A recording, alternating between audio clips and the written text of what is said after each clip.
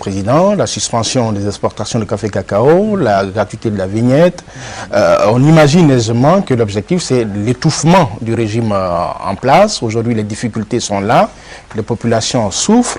Si ces difficultés perdurent, vous ne craignez pas, Monsieur le Président, que certaines franges de nos populations vous tiennent pour responsable de leurs difficultés? Vous savez, moi j'ai fait tout pour protéger les populations. C'est cela la réalité. D'abord, quand nous avons pris les mesures sur les exportations de café cacao, je précise bien qu'il s'agit d'exportation. Il ne s'agit pas d'achat à l'intérieur auprès des paysans. Ceci continue et ceci doit continuer. Et quand ces achats sont faits, les produits sont stockés et non pas exportés. Parce que si ces produits sont exportés, les taxes qui sont collectées ne reviennent pas à la Côte d'Ivoire, au budget de l'État que nous devons gérer. Ils vont dans les caisses de Laurent Gbagbo qui les utilise à acheter des armes, à acheter des munitions et à payer ses amis. C'est cela. Et si cela continue tel que je les connais, qu'est-ce qui va se passer?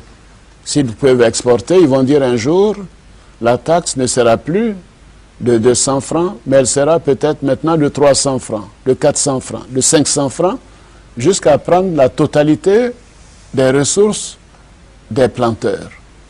Nous avons l'obligation de protéger tous les Ivoiriens, et à commencer par les planteurs qui ont quand même donné la prospérité à notre pays.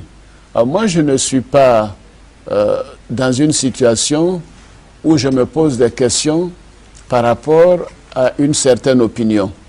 J'ai été élu par mes compatriotes parce qu'ils ont eu confiance en ma capacité de changer la Côte d'Ivoire, d'amener plus de prospérité, de bonheur à nos compatriotes. Et je veux protéger mes compatriotes. Je veux protéger les Ivoiriens en totalité. Les planteurs, les transporteurs, les commerçants, je veux les protéger, les fonctionnaires. Et si Laurent Gbagbo et son camp continuent, ils pourraient apporter la faillite à notre pays. Donc, ils sont responsables des dégâts qui sont causés. Et c'est pour cela qu'ils sont sanctionnés. Chris Yapi ne ment pas.